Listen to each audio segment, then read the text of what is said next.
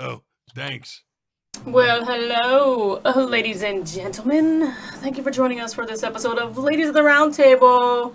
Sorry we're a little late. Technical difficulties, of course. But now that we're here, Pixie's in the house. The boss over there wants me to thank you. Tiff, thank you for that host. Organization. And Resolve is in the Thanks. house. Hello. Thank you guys for all the hosts. I appreciate it. Host hype.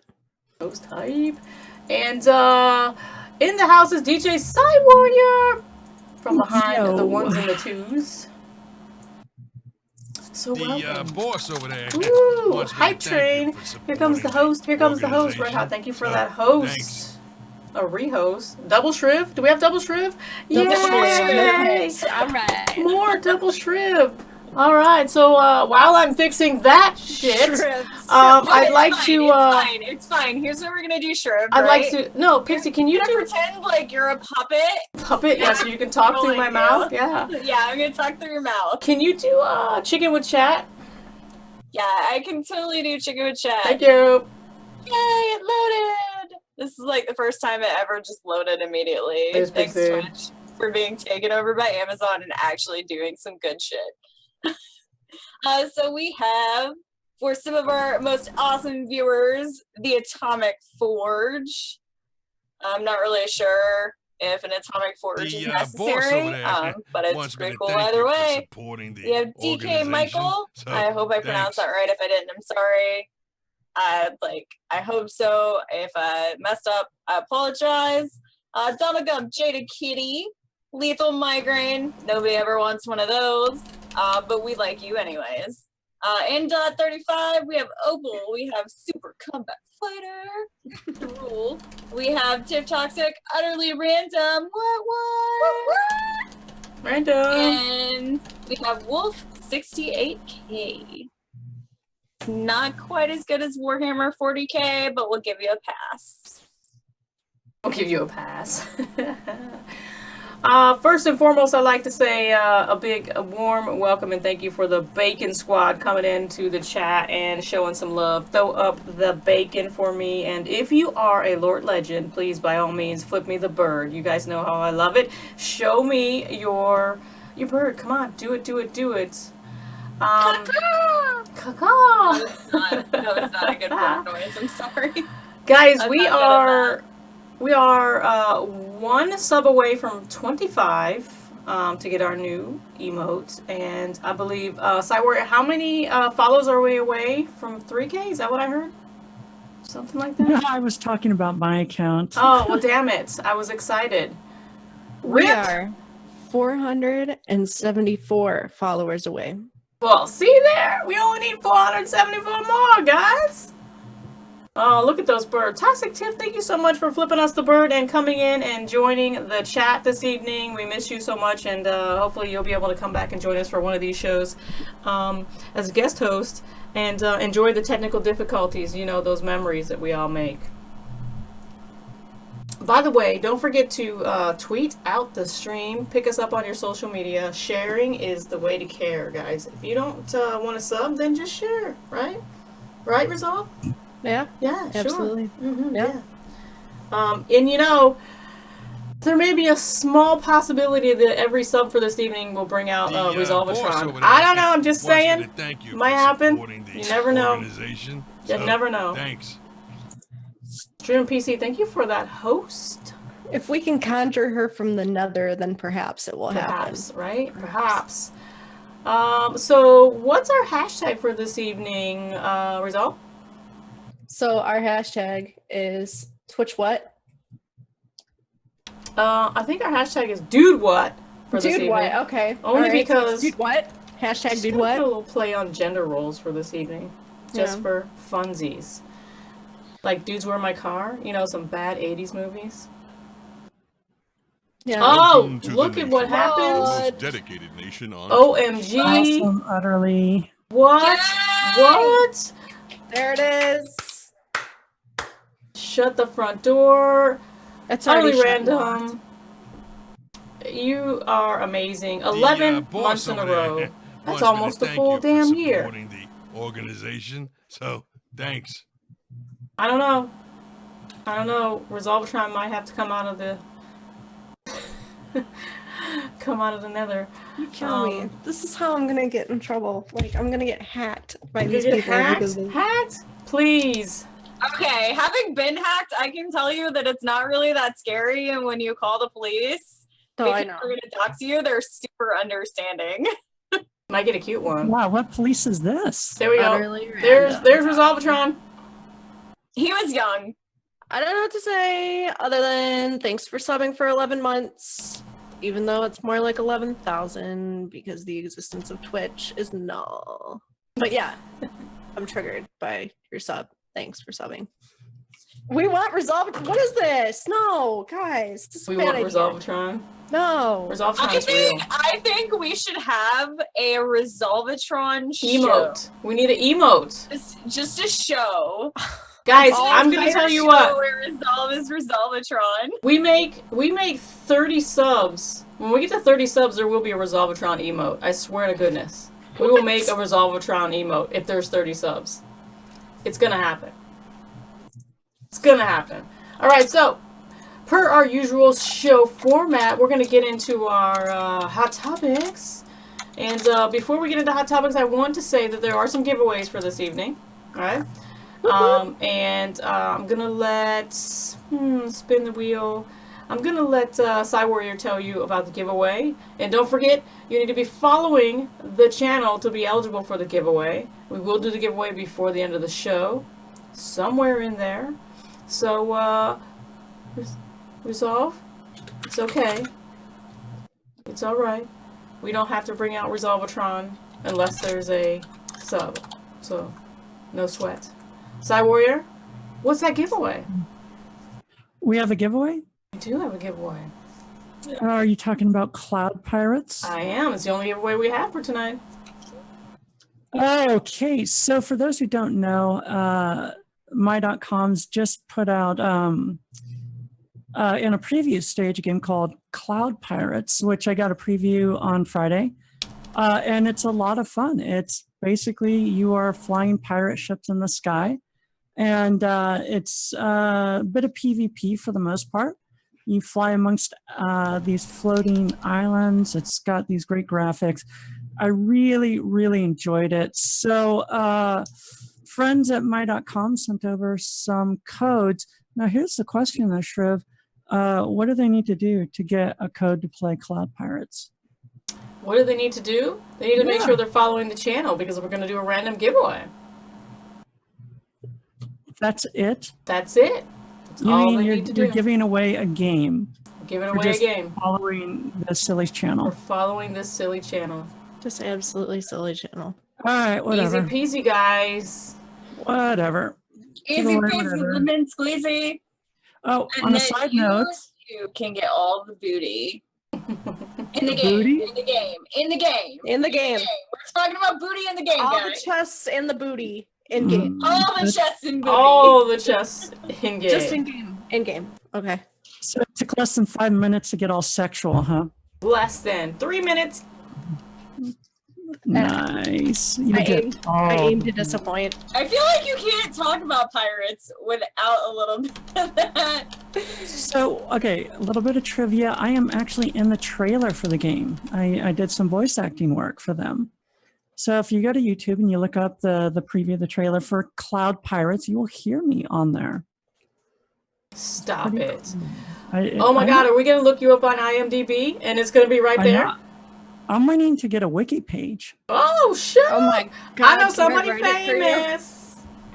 I'm just gonna write a bunch of, shit about me. Oh, I grew up, MG. her first 5 years thinking she was a giraffe. Oh. I mean, I grew up And thinking scene. I was actually going to turn into a Pokemon because my parents said I could be whatever I wanted to. So Utterly, no, they meant the other booty. Yeah. Kind of thinking of. Woo! All right, guys, so we're going to get into our hot topics for the evening, and we're going to go with Pixie first. alrighty. So I'm kind of excited about this, but I also kind of don't know how to feel. There is a new app out. The name of the app is Rethink. It was on Shark Tank, And it's an app that's created to solve a problem that the developer believes technology created.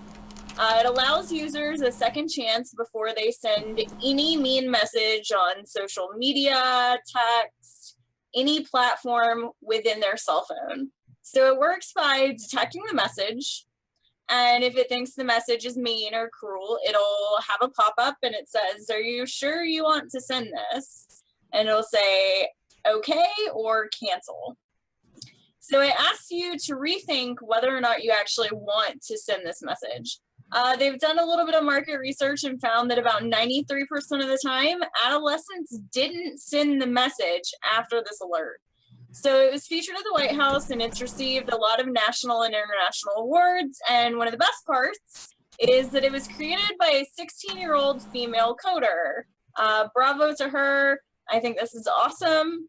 I'm kind of interested to see if we can't have it apply not just to smartphones and be like a built-in device for like a child-safe smartphone, but if we can also roll this into applications with Google Chrome and Firefox, so that this is something that you can have teenagers use on their computers.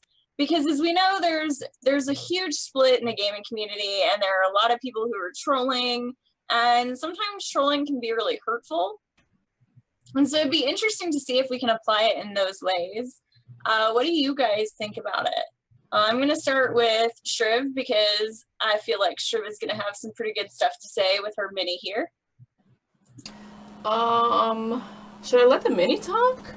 Should I let the mini talk about this app? Let the mini talk. Minnie, do you remember? Minnie is Molly Squid, by the way, guys. If you haven't followed her on Twitter, you should. Do you remember the Rethink app on Shark Tank that we saw by the 16-year-old coder that integrated bullying or non-bullying into the app?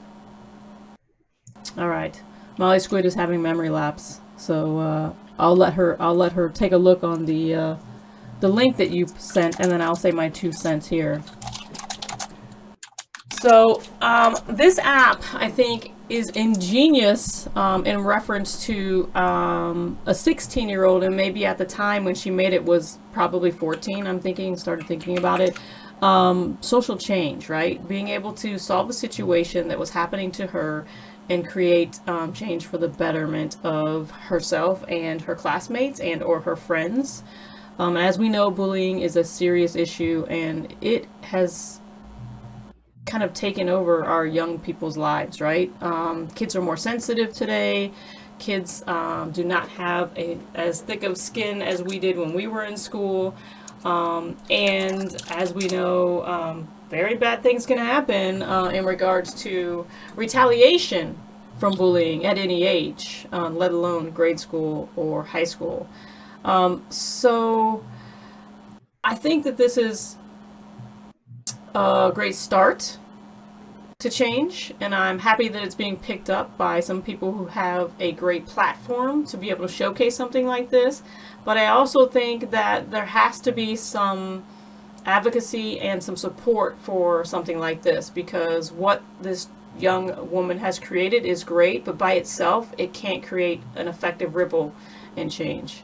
It can start a conversation by all means, but she needs help. She needs support. She needs some adults to be able to help her integrate this into something else to make it bigger and better and be more effective for social change.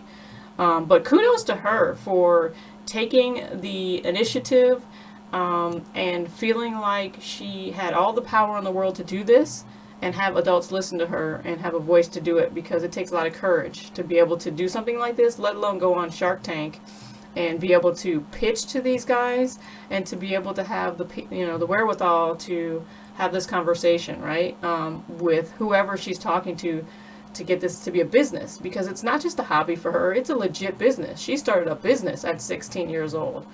So that's pretty interesting, and I'm excited to see where it can go beyond just Rethink. I love the title, though, don't get me wrong. I love the title. Yeah. But I think it needs a little bit more. It needs a push. It needs some kind of an edge. If it's going to compete with all the other things that are out there as far as an app is concerned, and it's not turning into white noise, we need to support her and all that she's doing. Absolutely. And I think that was something that they discussed too on Shark Tank, because she did actually get a deal from Mark Cuban and Lori Greiner. Yes. She did, which is pretty impressive. And the big thing is a lot of people were talking about how while it could be a business, it is more usable as a charity. Yes, and agreed. using this for charity. Agreed. So it's kind of interesting to see what's going to happen with that. What do you think, Resolve? I mean, not only like just kids' phones, I think like maybe it would be a good idea to streamline it in all smartphones. Because I mean, let's face it, adults can be pretty freaking brutal too. But I mean, like 93% of them didn't send the message after being prompted, like, hey, do you want to think about this because it might hurt somebody's feelings, or, you know, it might be deemed offensive or whatever. Like, that's a huge number. And I feel like it's not essentially like, I guess people could look at it as, oh, you know, you're sheltering kids, you're doing this. Like, no, you're teaching them how to properly associate and interact with each other, instead of like, oh, well, I don't like you, so I'm just going to say really mean stuff all the time. Like, I don't know what's happened in the past like decade and a half, but there are like some really mean kids, like to the point where I'm just like, I don't even know where you guys are coming up with this. How do you guys I mean, feel like, about the word censorship when it comes to this type of app? I mean, realistically, like it should be up to the parents anyway, whether or not it's on there. And you know what I mean?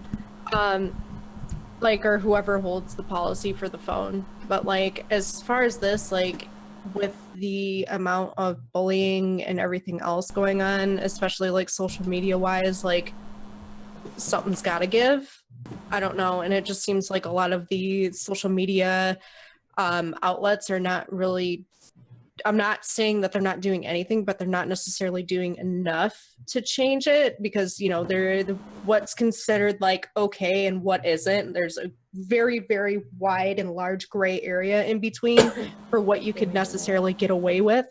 So I don't know if those need to be more clearly defined, or if like if an app like this, you know, is the solution. But then again, you know, like everybody thought that Pokemon Go was going to be the next big thing, and you don't hear anything about it now. So I almost wonder if with her having the backing from Mark and Lori, that maybe that's going to be the thing to help her out.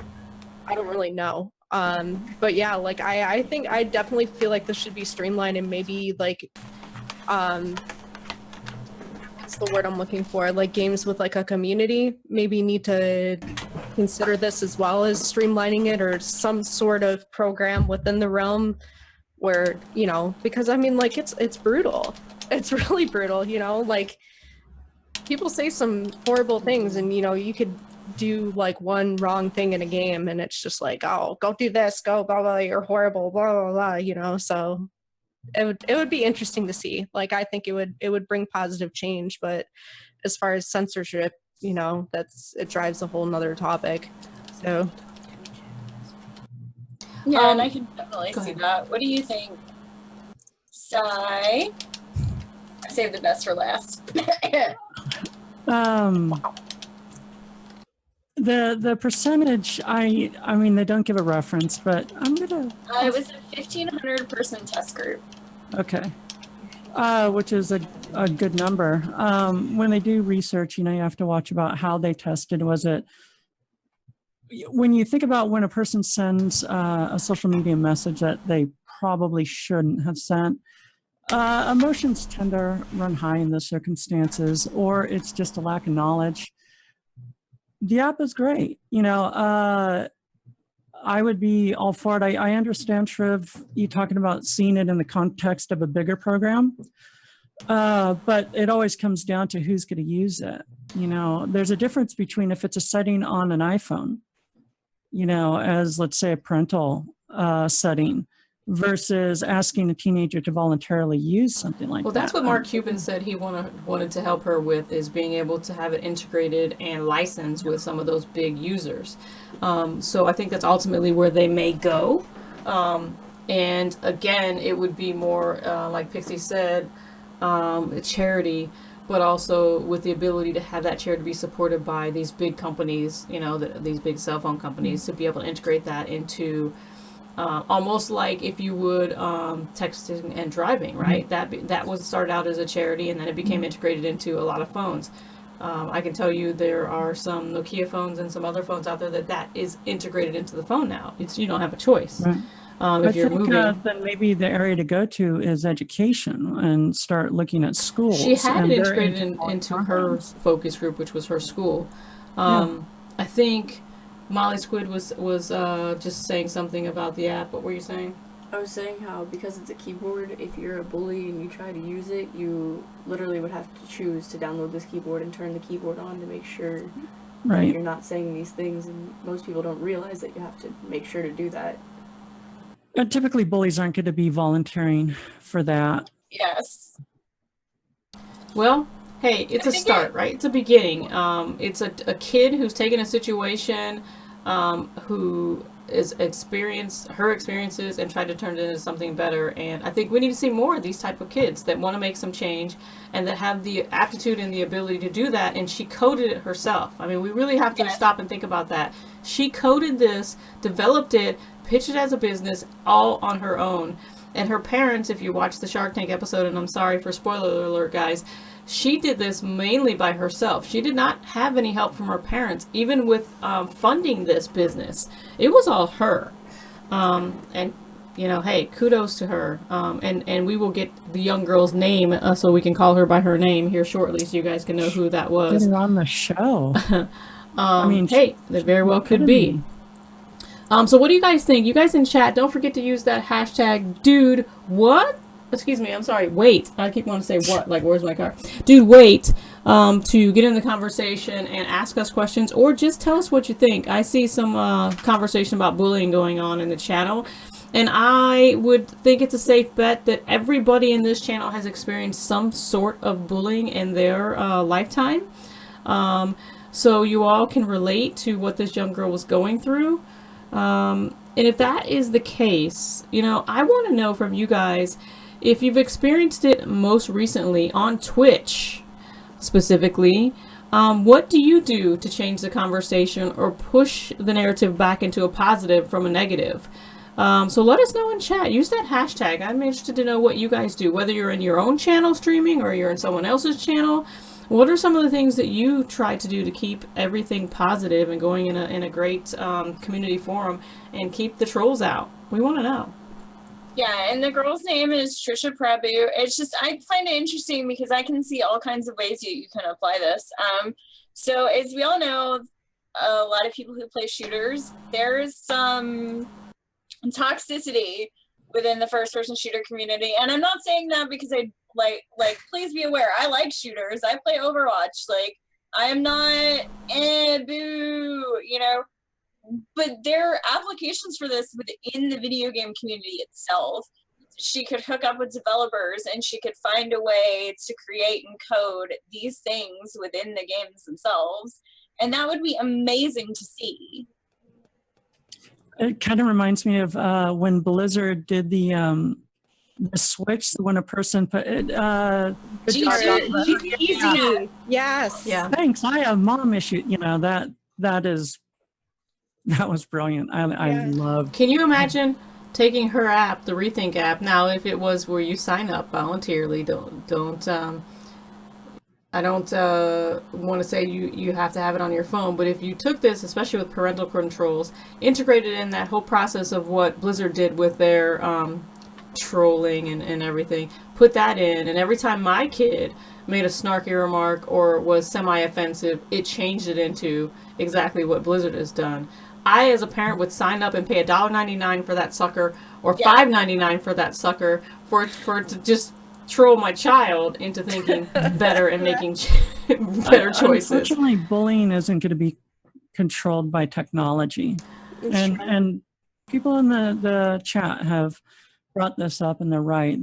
Bullying is a systemic social issue. It's an issue where people feel like they can get away with it, and keyboard assassins, like I say. I don't think it's going to be controlled by social media, but I think it can be engaged. I think it can be alleviated. It can be stemmed. I think there can be. But are the bullies going to engage in these behaviors you want, as in they want to type a message and there's a pause before they can actually get that message off. I think that it can be a percentage of people that will do that and who are initially labeled a bully in the forefront, because we have trolls that come into our channel and watch this show and they troll and they troll, but by the time they leave, they become regulars. That has happened. It just takes a certain situation, a certain mindset, and it took that split second for them to sit down and think about it. So it can be a percentage. I'm not saying that it's going to change the world, but if we're going to take that 3% out of something like this app,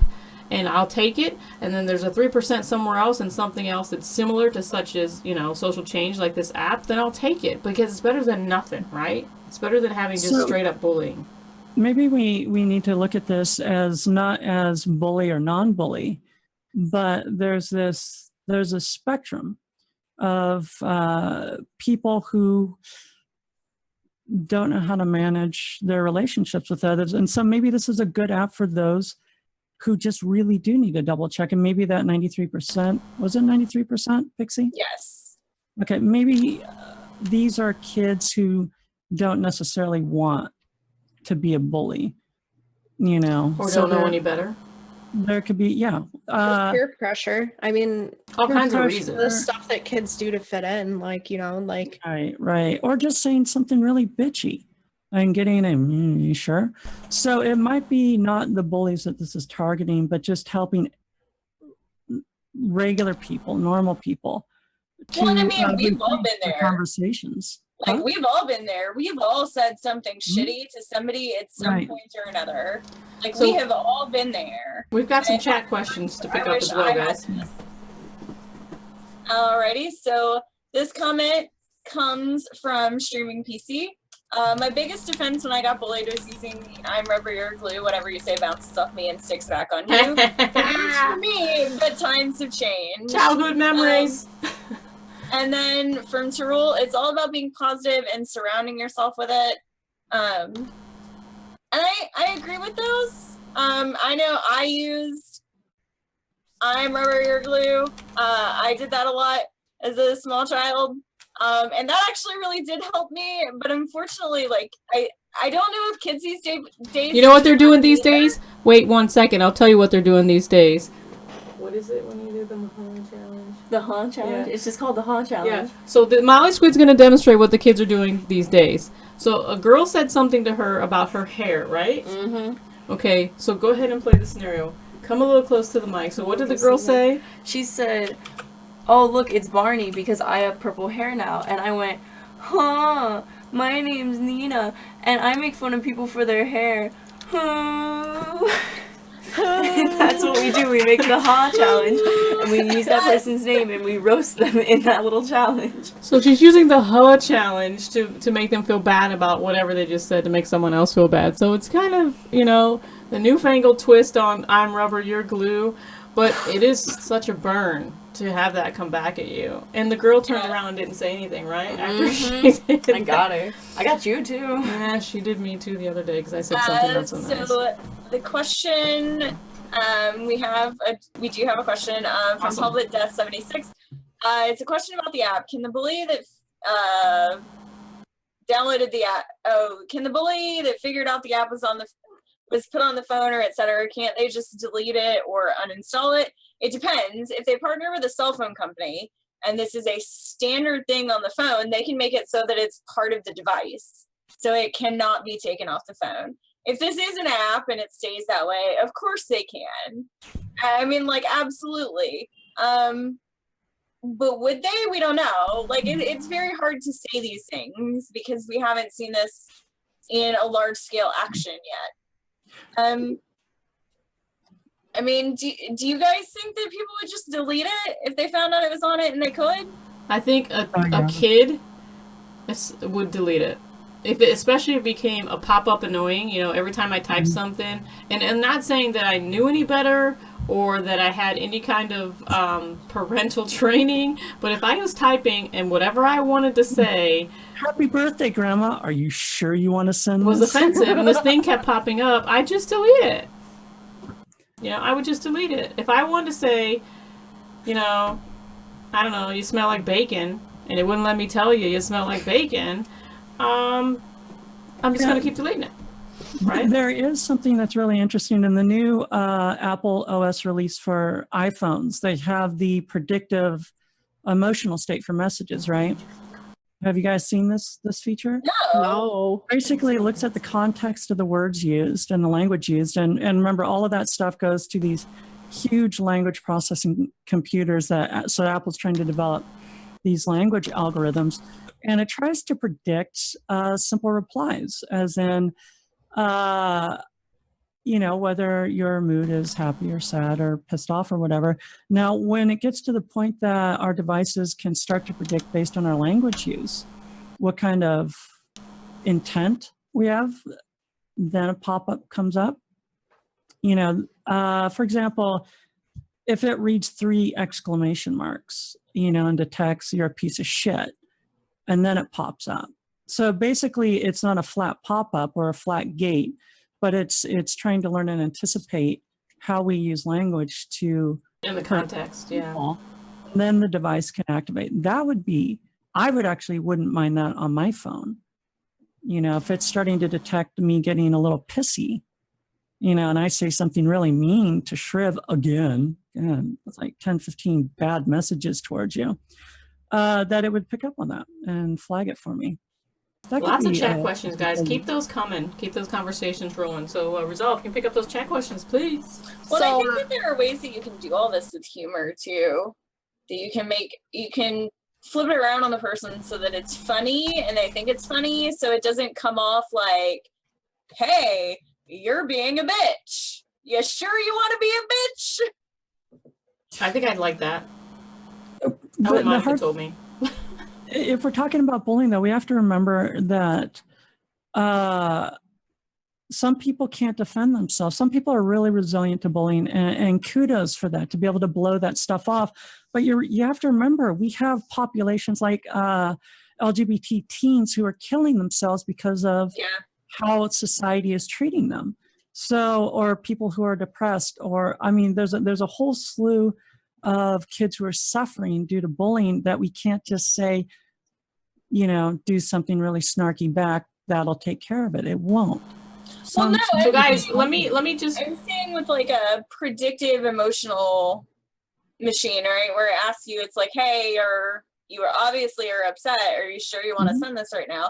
It could say something like, "Hey, this isn't very nice. Why don't you go break something instead?" And like that kind of humor can kind of fix your mood. Does that make sense? And then you might not have so many people who just get irritated with something like that. Let's And get they to actually use the it because let's it can get to the cheer chat them up. questions right after that. I would love if I was going to say something really bad There you and like a lol cat gif came up, because I'd be like, and just forget about it. Go ahead, Resolve. Yeah. So we have a couple comments and questions from chat. Red Hat says, yeah, this app could be the stepping stone for others to build off to continue to push the fight into cyberbullying. Once we get our foot into the door, it's so much easier to fight back harder and slowly to work to dissolving this issue to the point where it's practically non-existent. Okay, yeah, I can see it, but practically non-existent, the fact that you put practically there, like, that's what makes me agree, because I don't think that there's ever going to be anything where bullying doesn't exist, unfortunately. And that's just mankind. And then Terrell said, no lie, we all do stuff that we don't want to just fit in, and it sucks, but if we all did what we should, it would be a completely different story. Yes, absolutely. But then there's that need for acceptance and that need, to feel like you belong. So people do really dumb things. Hashtag mob mentality. Yeah. That's a good topic, Pixie. Thank you. All right. So thank you guys for those questions, those comments, and those hashtags. Love it when you guys use the hashtag. We're going to do a giveaway, code giveaway? We're not going to do a code giveaway right this minute. No. Code giveaways don't start until we get 20 people in the chat. Somebody give me a chat count. One of the mods, please. Throw it up in chat. We're showing 16 right this second. 16. Look at that, guys. So 4 more. Don't forget to host if you haven't hosted already, and share on social media. And by the way, guys, this show is brought to you by, who is it brought to you by? Well, let's see, Pixie? I'm pulling a Holly today. Hey. Brought to you by Gunner Optics. Go ahead and do the live read. Gunner Optics. And what kind of code do we have down in the bottom of the channel there in the information section, Pixie? We have a code for, I'm on the wrong page to get to the information. We have a discount code. Somebody could tell me that because I will have to read So it. it's LORT, which will get you 10% off of your purchase at gunners.com or gunner.com. Gunner.com. And guys, just so you know, whoop, there's Molly Squid's head. Just so you know, with that discount code, you guys get the discount and we get a small percentage off the back end goes towards our scholarship foundation. So every pair of Gunners that you purchase helps out a kid in need for education for science, technology, engineering, art, and math. That's STEM for you folks who, yeah, Steve. Sorry, Molly I feel Squid. like Vanna White flipping correcting over me. the letters Vanna on White. like Wheel of Fortune. Beep. And don't forget to hit that follow button if you like what you're hearing and you want to come back for more. We're here every Friday night. This type of conversation, LORTLive, keeping it real, 100 as the kids say. What's Resolve doing with those glasses in her hand? Whose topic is going to be next? Let's see. I need to get that wheel back in here on the overlay because I love spinning that wheel. We should call it the topic wheel and just spin it. The Wheel of Death. Wheel of topics. That. Oh, Molly Squid's pointing to me. See the fingers? There you go. Yeah, Molly Squid. She the production She's director. the junior production lead today, so I guess we gotta do what Molly Squid says. Oh. Oh, that could go horribly wrong, could it Yeah. not? It could. Alright, so my topic is Amazon Studios. By the way, for those of you who didn't know, Amazon Studios, Amazon does have a gaming studio. Shazam. They make games.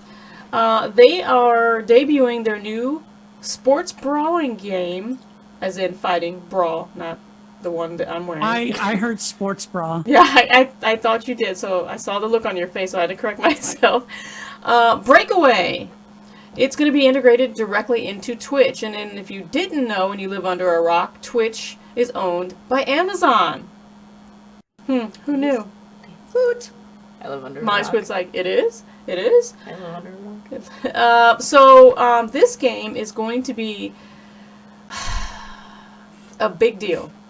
And there's no other way around it. There's no other way for me to say it, but it's going to be huge in the way of new things to come for Twitch, innovation for Twitch, and a way for them to kind of test the waters and see how much they want to integrate interactive games into Twitch. We've seen a little bit of trickle-down interactivity with some other studios, but as you know, Amazon owns Twitch, has the ability to do a lot more than an IP just coming in boss over there and wants me to working thank you for to supporting integrate the into Twitch and getting a organization. contract with So, Twitch. They can do thanks. whatever they want. They got carte blanche, right? So some of the things that are, my Squid's laughing at the chat. Some of the things that are going to be happening with this game, and TwitchCon kicked off today. They are debuting this game on the floor. So those of you who are at TwitchCon and you're watching this show, or those of you who will be watching it later tonight and you're going to go to the floor tomorrow, check it out. Let us know. Our own Holly Ann and Kiwi will be checking out this game. We have Envy at the TwitchCon, and Elizabeth is at TwitchCon, so she'll be checking it out too and let us know. This game will have several features. Stream Plus is going to be a feature which the viewers on Twitch can interact with this game called Breakaway, and be able to have loyalty points via Twitch and be able to wager these points for key moments in the game by watching, participating, and entering into viewer polls. And also there'll be a leaderboard for those of you who are adding and grabbing these points in whichever way and fashion that you see here. Sorry, Molly Squid's ad-libbing and she's throwing me off. Sorry. She's asking me questions about the Breakaway game. And they're also going to be a specific channel for this game. I'm going to throw this link up in chat. If you are watching this channel over the weekend, you can start incurring points for Breakaway. And those points will be able to use to enter the alpha for this game. So if you haven't gotten alpha yet, you still have the ability. Because once they demo this, copy pasta, once they demo this on the Twitch floor, they're going to broadcast it, Control C. And they're going to... You got the parenthesis. That's okay. They're going to let you, Control V, please. They're going to let you, sorry guys, copy pasta. They're going to let you watch when they demo this, and then you can get points. So there's the link to the channel. And she's typing. MetaStream players and viewers have access to real-time stats and database for Breakaway, so allowing the broadcaster to create custom stat graphics so you can put those into your overlay to personalize your stream. So if you have, this is a MOBA, by the way, if you didn't know. Breakaway is going to be a MOBA style game. So if you have a metakill or a pentakill or whatever they're going to call it in this game, you can put those stats right into your overlay and make them your own, which is kind of interesting, right? We don't have that much interactive ability in most MOBAs. Broadcaster Spotlight is going to be each and every player is going to be able to have Broadcaster Spotlight. So you're going to be able to showcase your gameplay, and they're also going to have a section where they showcase you. Breakaway is. Alright, so that's going to be interesting. Help you grow your stream. It's kind of different for an IP to help you, the streamer.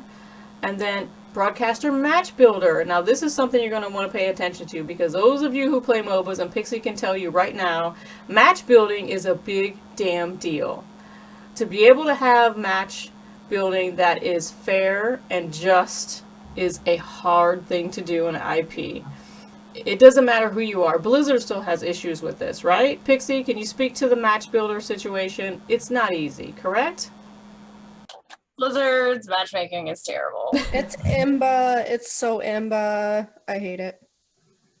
So you guys know what this is like. Match building is critical to the I won't say the competitive player necessarily on an esports level, but every player who wants to be able to play a fair match and be able to play with another skilled player, right? You don't want to get somebody who's 6 levels ahead of you or 10 levels ahead of you and you're like getting crushed because you have an unfair advantage on the other side. So Breakaway contains a set of innovative multiplayer matches, and you can use this building tool to specifically for your broadcaster to invite your viewing audience to participate in a play session, and or subscribers, followers, and viewers, and also be able to lower the ranking so that you can play with people that are maybe not ranked, or you can play in the rank category that you are currently leveled at. So this is going to be interesting. It's going to be very interesting, all these abilities into one game. It's not just like, thanks, Molly Squid. I see you, Red Hot. So Amazon said that we could expect other Twitch integrated games to be revealed later on. They are going to start working towards open world soapbox type games and adventures and be able to integrate those in. And again, we are going to be waiting for Holly and Kiwi to come back to give us a report on what they've seen on the show floor, because they may be able to play this, and that's going to give us some ability to figure out what the hell is going on with this Breakaway game. And it's going to be one of the first IPs that Amazon is putting on Twitch from their studio specifically to see what we do as consumers, right? So this is our time to be able to give them feedback, to be able to tell them really what we think about the Twitch integration, because any other IP that's on Twitch right now, they're not really listening to what we care about integration. We're talking directly to the studio. But in this case, we're talking to Twitch, guys. So this is your ability to be able to tell them exactly what you think about the system that is Twitch and how it's built and how it affects you as the viewer or the streamer. So if you go to this website that we're going to stick up immediately right now, you can sign up for the alpha. But don't forget, you can get those points, those in-game currencies from Twitch if you watch the stream when it's live over on the Breakaway channel on Twitch. So I'm going to ask the ladies how they feel about this Breakaway, pasta, please, this Breakaway game. And if you're interested in playing it, I've watched the trailer. I don't know if you guys had a chance to watch the trailer. And how do you feel about these new sets of integration. This is just the base of what they're doing right now. As the game comes out and releases, they're going to add more. And will you find it positive for you as a streamer or a negative for you as a streamer? Let's go to Resolve first. So I definitely think it's really interesting that they're doing more integration, and more like of the, I guess, like interactive stuff. It's definitely needed, because I feel like a lot of people get really, I don't want to say bored, but feel the need that they want to be able to interact with the streamer who is broadcasting. So this is definitely a plus. I think it's going to help out everybody. But like the only thing that I'm really concerned about is like, as far as this goes with like interactive things, like you have to be, I feel like, a streamer with a huge audience in order for this to really like work. Because, you know, like for example, if you have somebody who's just starting out and they're pulling maybe like 5 to 10 concurrent viewers at a time, it's really not going to be that big of an event in comparison to some of, you know, the larger partnered streamers who have, you know, upwards from 500 to 50,000 people watching them at once. So I mean, it's going to be interesting to see how this will be implemented. I mean, we've seen it with Streamline. You know, and it's definitely been really interesting as far as being able to have the chat interact with what actually goes on in the game, and it can destroy you or it can really help you out. You know, same thing with Choice Chamber. So I love that game. I'm very, very excited to see where this goes in the future of streaming, because I definitely feel like it's something that is needed. However, like the question that's posed to me is like whether I feel like this is going to be like the new norm, and what's going to happen to necessarily like the more esports that don't Welcome involve to the nation, the most dedicated nation on Twitch. interaction. Like, you know, because there's a lot of us who competitively play games that, you know, like don't necessarily take audience interaction. So I mean, is that going to take away from us, or is it, you know, it's kind of like an open-ended thing for me. I don't really know. So like it'll just be interesting to see like that this is definitely like the future of gaming, and this is where we're going, and it's definitely like it's a cool thing. It really is. So Breaking huge news. shout-outs real quick to Yeah, go ahead. Faux Fire. Faux Fire. Thanks for the 3-month sub. We really appreciate it. Guys, throw up your phoenix, flip them the bird, and or your bacon, whatever emote you want. We got 3. We're going to work on 4 here. Faux Fire, thank you so much for that sub. Thank you so much for donating to our scholarship foundation. 100% of your donation goes straight towards that scholarship foundation. And Faux Fire, we know how much you love us, and we love you right back. Do you guys? So I don't know if you're familiar. Faux Fire, you know, I know from my stream. So Faux Fire had wanted to support Ladies of the Round Table for a long time. Yes, for a long time. And when Faux Fire finally got a job, one of the first things that Faux did was subscribe. It was really cool. I mean, Faux Fire. Really I remember Faux yeah. wanted to subscribe for probably about 4 months. Mm-hmm.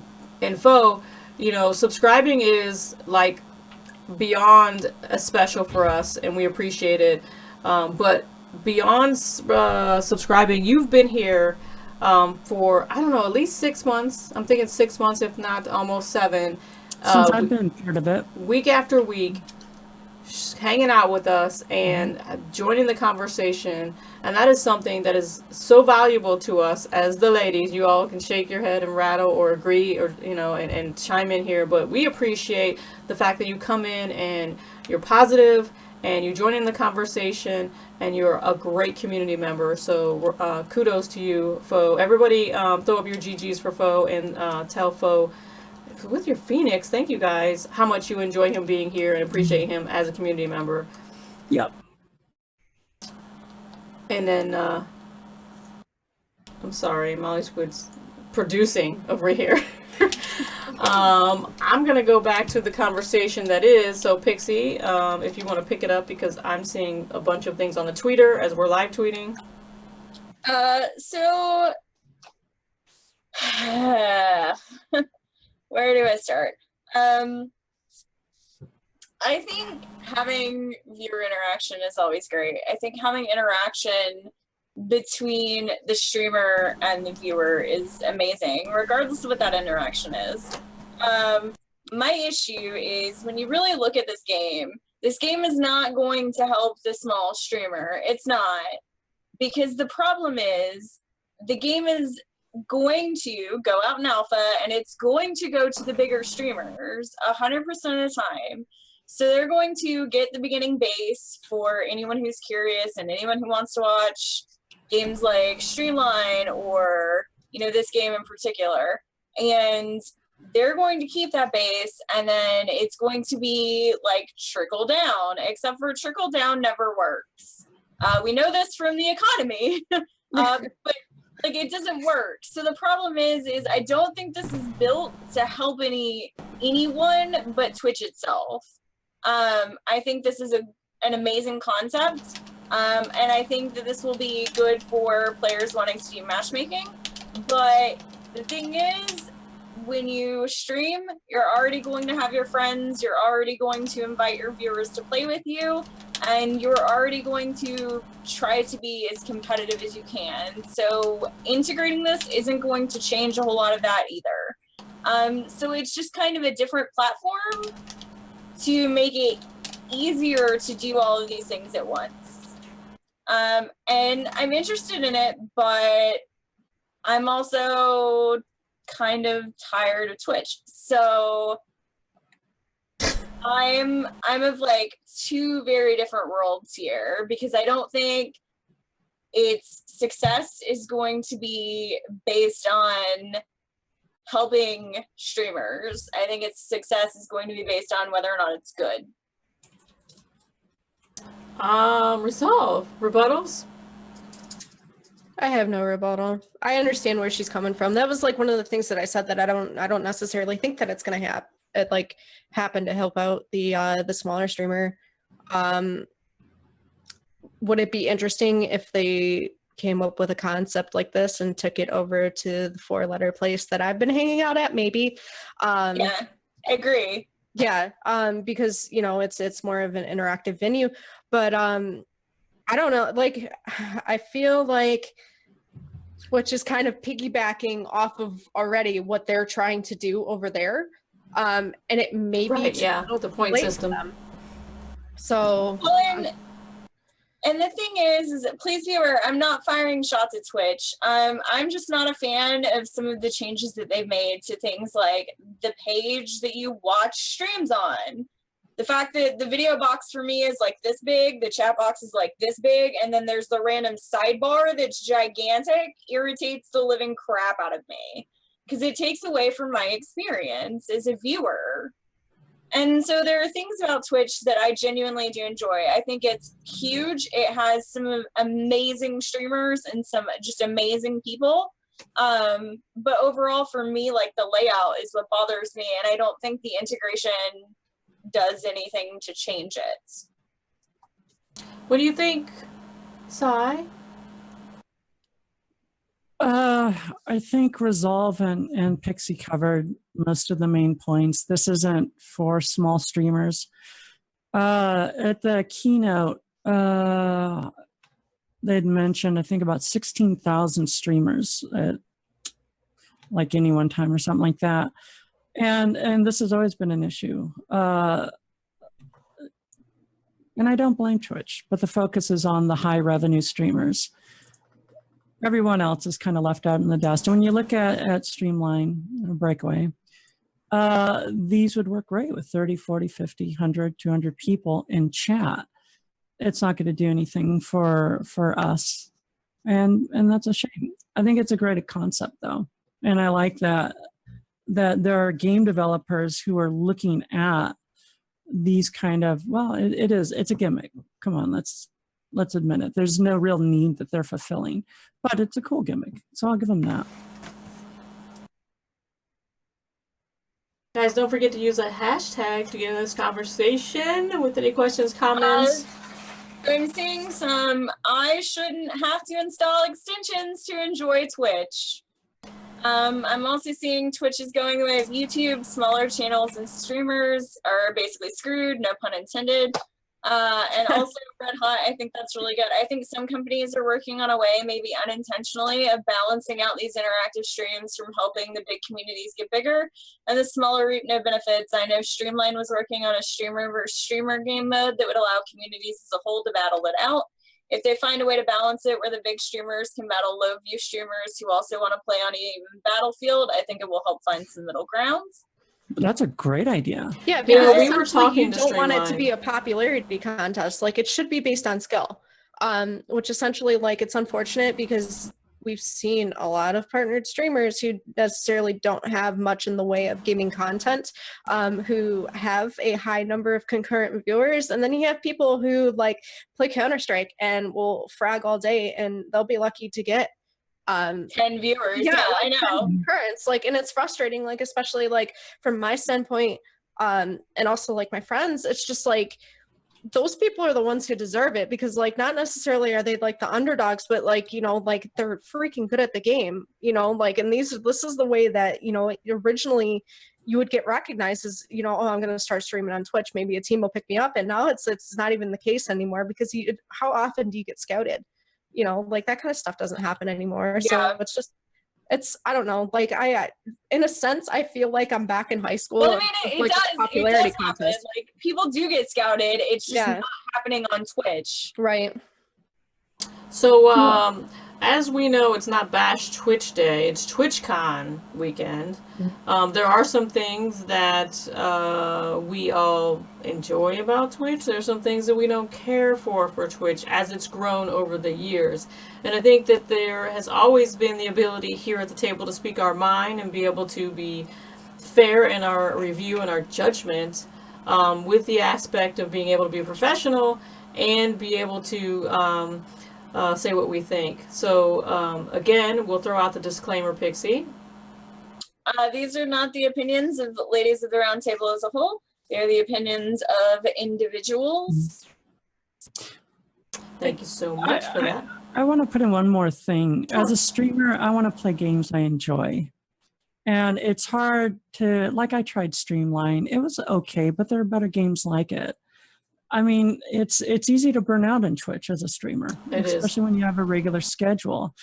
And when these kind of gimmicks are set up for games that you really don't have a choice, either if you want that interactivity, you've got to play these particular games. Yes. Or you're screwed. So if you happen to love Streamline or Breakaway, you're going to do great, and you'll probably grow your channel. How about this? Let's do a wait and see. Let's see these additional games. Well, let's talk the additional games that are going to be coming out that Twitch has talked about. You know. Well, you know, I'm going to incline to agree with you. My streams on Sunday for Team Bacon are built for interactive chat play. The one thing that I enjoy, because I don't get a lot of time to play a game, is to be able to play with chat, to be able to play with people who want to come in and have competitive mind and do some PvP and have a good time and let me work out my frustration by either whooping their ass or them whooping my ass. And I'm a good sport about it.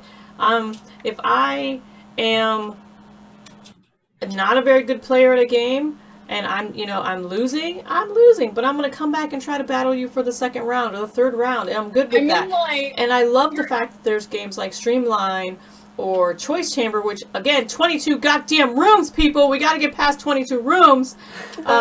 You know, or other games that are interactive that I can play with people that come in and want to share that experience with me, not just as a streamer, but as a person trying to get through 22 rooms.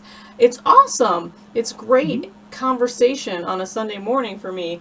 So I'm excited about these types of games coming in. I'm not excited about the fact that in order to get through something like Choice Chamber or Streamline, I have to have this huge consecutive viewer, number to be able to do it. No, that doesn't make me happy. But again, like you guys said, there are other places you can go if you don't like Twitch. There's, you're not locked in if you're not a partner streamer. Now, if you're a partner streamer, that's a whole other situation that you have to look at the guidelines and rules. And, I'm not an attorney to tell you how you should do that, but take a look at what's going on the back end of your contract with Twitch and figure it out for yourself. Lots of things coming in chat. Molly Squid's pointing at the chat, so I'm sure there's conversation. We have 20 20 viewer hype. 20 viewer hype. Woohoo! Woo woo woo! Thank you, Red Hot, for keeping up with your mod duties. And if you didn't know, Red's mod for Ladies of the Roundtable. 20 hype giveaway. 20 hype giveaway. They're all excited about this giveaway. They want it. They want it. Finally, trust me, guys. Cloud Pirates is awesome. Type exclamation social, please. My cousin's Nikki's friend's aunt's cousin.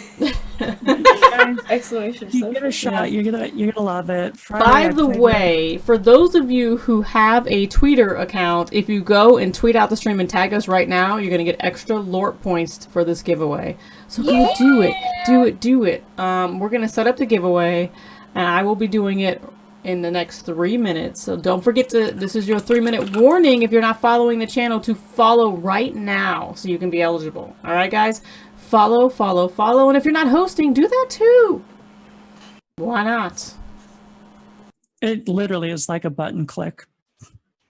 Show right? Isn't there some kind of auto hosting thing that just happened on Twitch in the last week? Now that we're talking about Twitch updates. So how does that work? Because I'm not familiar. Hell if I know.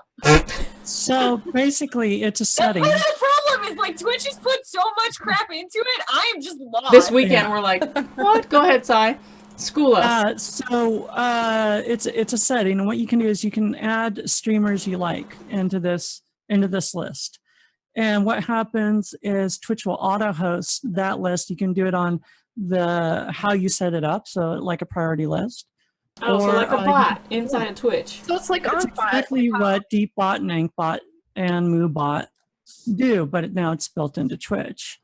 Wow. Wow, Twitch. Okay. Oh my God! I've got. At least they're doing that. I'm Wow. not saying. I'm just. I'm okay. So 20 viewer hype. Follow, host, tweet. You got about 30 more seconds, so I pop this giveaway. And whew. While I'm still getting over that, again, I'm gonna go around the horn, around the table, and say to you in chat also, if you think you're gonna check out this breakaway game, or if you've signed up for alpha already, excuse me at the yawning. Type a 1 in the chat and let me know if you've signed up or you're going to sign up, and I'll say a Pixie. Let's say what say you? I'm a for you? 1. All I right. already signed up. Resolve. Are you a 1? No, No, negative. Not interested? I don't think so. I don't think so. Okay, and Psy Warrior. Yeah, I'm a 1. I like trying new things. I was in the beta for Streamline and Are all you a that. MOBA player? Or you just Uh, want to try something new? you know, I don't. It's not a genre issue with me. If it's a game I like, it's a game I like. Okay. So it's very much what the F. What the F? What the F? All right. So I should have known Pixie was gonna sign up. She's like, I do it. All right, guys. So No, I'm gonna it's a MOBA. Of It's a course MOBA, it's duh. It's That's her middle MOBA. name. I'm gonna pop this giveaway. If you're not following, well, I'm so sorry. We'll re-roll on your ass. So told you should have followed. So this game is brought to you by who, Psy Warrior? Me. I mean, seriously, isn't it? What's the studio? Oh, I got it. It's My.com is a company that releases games like Alad's Armored Warfare and so on. So All My.com. right. So guys, My.com, the a com little that's warning mine. for those of you who are entering this giveaway or about to enter this giveaway. You have to redeem the code on my.com. It is not a Steam giveaway. I say again, not a Steam giveaway. You got to go to my.com to redeem the code that we will give you. And the code will be given to you in your Twitch mailbox. Again, if you should win this code, you have 24 hours to DM us on the back end to redeem your prize. If you do not do that, we will give it away to someone else. You're grown-ups. We're not chasing you around for a prize. That's right. And I'll do a free voiceover for you. I'm Good kidding. luck. I won't. Nope. By the way, thank you for that follow, Magnum. Welcome to the nation. Magnum! Pixie and Resolve, are you hosting right now? There's Keno. Are you hosting over to Beam? No, ma'am. No. Why not? There's no way to host over to Beam. Damn it, that It's would be not a great. way. That would be awesome! Molly Squid said no more singing. Kenosuke! Keno is in the house. Keno's in the house! While we wait, Guys, while we wait for While this we- giveaway, while we wait, go ahead. Can I do the has face? anyone else played Event Zero? I have No. not because I didn't have time, but I have it. I have it. I have it. I don't. haven't This is finished a problem. I haven't finished it, but it's By the way, the studio, the devs are going to be on our show, so be prepared. Get your body ready. Shut up! So let's go to our next hot topic while we're waiting for this giveaway. Yes, they will be on our show. Fire, thank you for that, Thank you for rehost. supporting the So I'm organization. gonna So, roll thanks. into let's go into resolves. Hot topic. Okay, so if you guys noticed, my whole thing is I've been talking about a lot how video games and VR have been used to treat and diagnose possibly certain medical things as well as psychological. So I pulled something up that apparently in the wonderful state that I call home of Washington State, there is now a clinic that will treat video game addiction, which to me was kind of crazy because I was like, just turn off the computer and walk away. But apparently it's a little more deep than that. So a Seattle area general practitioner by the name of Hillary Cash realized that there's a problem in the early 90s when she started seeing patients of hers come in complaining that, you know, they had addiction stemming from internet, gaming, computers, and technology. The whole like world of screens thing that's been going on.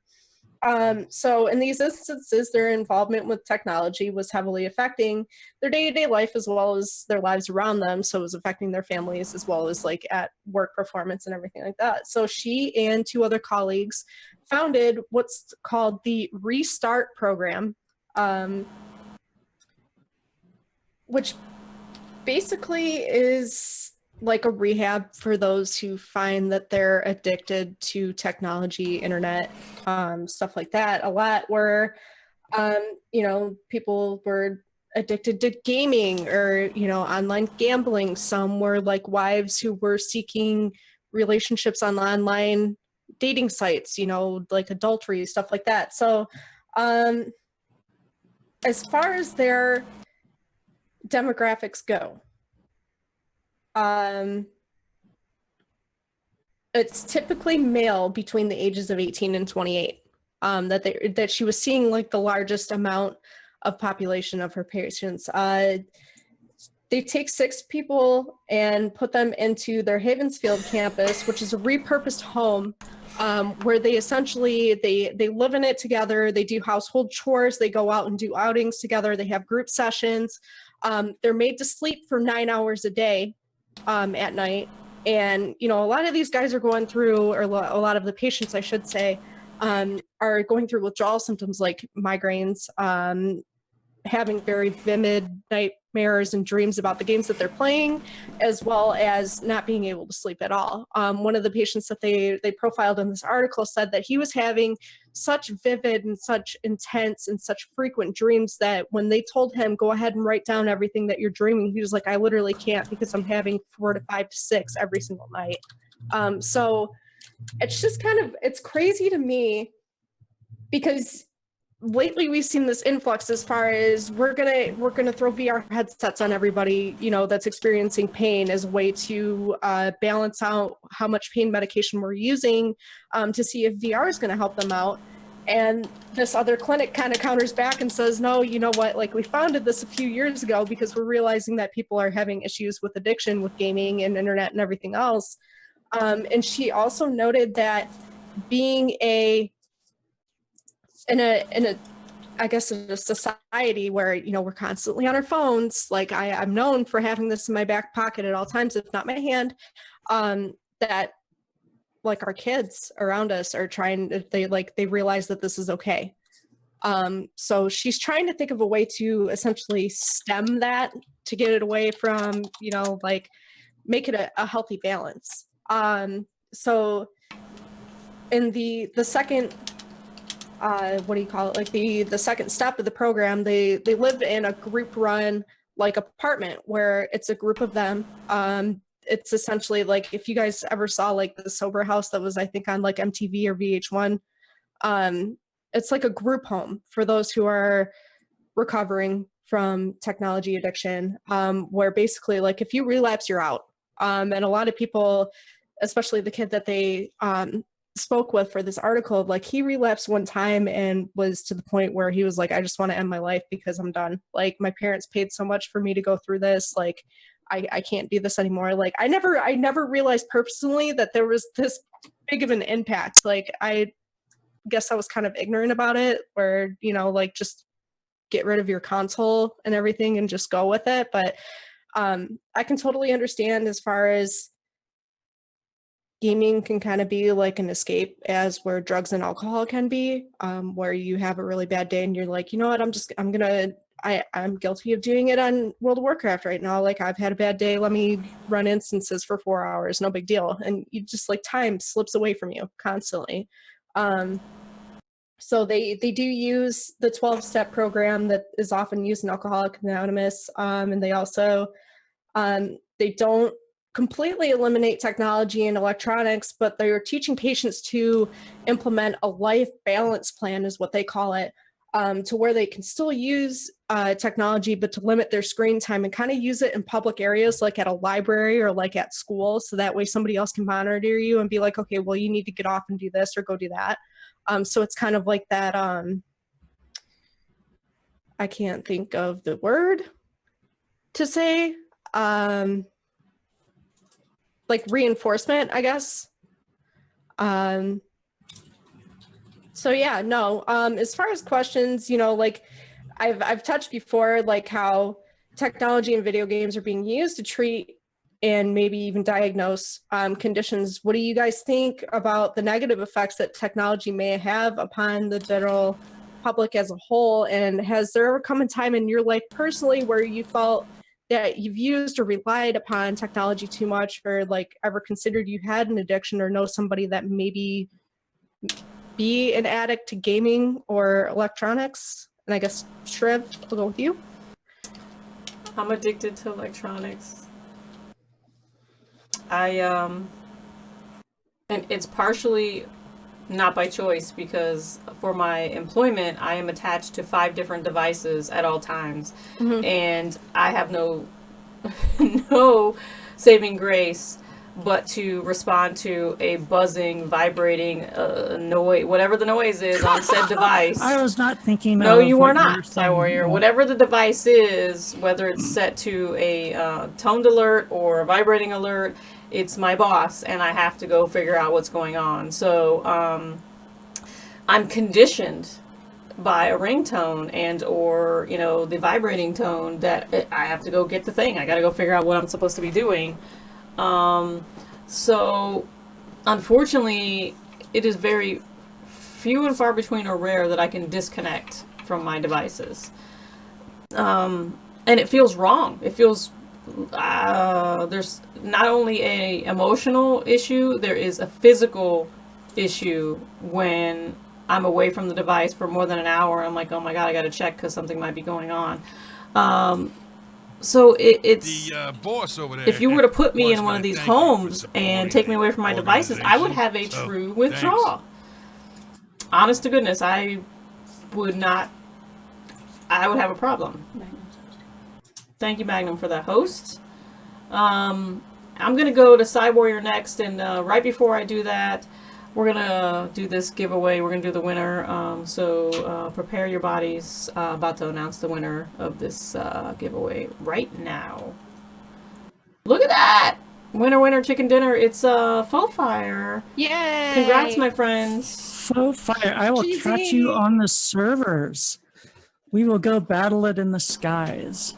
Thank you all that entered, and Faux Fire, you are our first winner of the evening. Don't forget to follow and host the channel. And throw up your GGs for Faux Fire, please. Exclamation GG. Right. And Sky Warrior, back to you. What was the? I know the topic. What was the question? So, what do you think about the negative effects that technology may have upon the general public? And has there ever been a time where you, in your life, if you've wondered if you have used or relied upon technology too heavily, considered you had an addiction or know somebody that may have an addiction? Okay, on the addiction part, there's a controversy in psychology about whether a person can be addicted to social media, video games, and even sex. It really is how you define what an addiction is. An addiction is basically a person's physiology, their biology, their body, their genetics, all that has issues with rewards, motivation, etc. So it is a chemical, biological issue. So can a person be addicted to video games? Yes. Is it that common? No.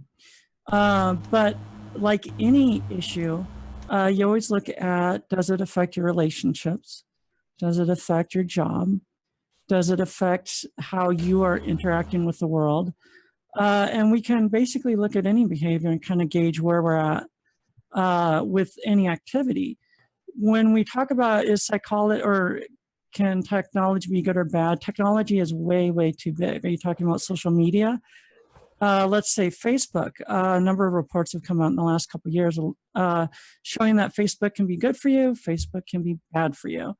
And it really is too hard to make any sort of decision or judgment because people are way too complicated. So for example, people who are already depressed, they could find Facebook more depressing. People who weren't depressed could find it very uplifting. When it comes to technology in my life personally, no, even because I have shit days, PTSD, depression, and I use it as a diversion. Has there anyone been here in chat or you ladies that haven't lost a day playing a video game? 8 hours, 10 hours, just gone. You get absorbed. So it's not uncommon. The big difference is, did your spouse just walk out on you?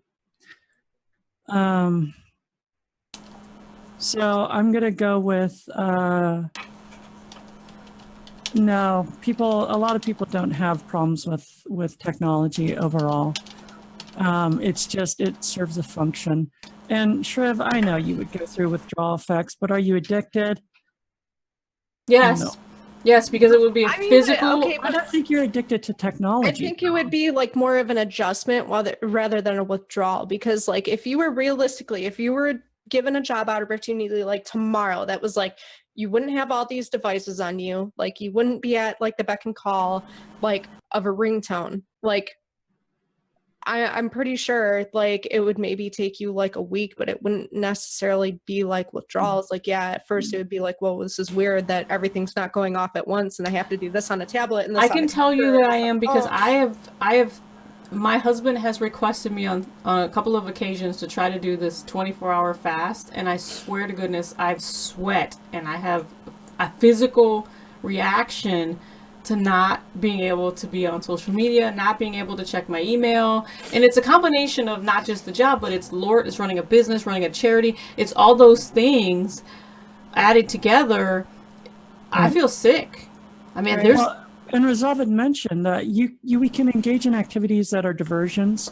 We can engage in activities that are reinforcing, but that doesn't necessarily spell addiction.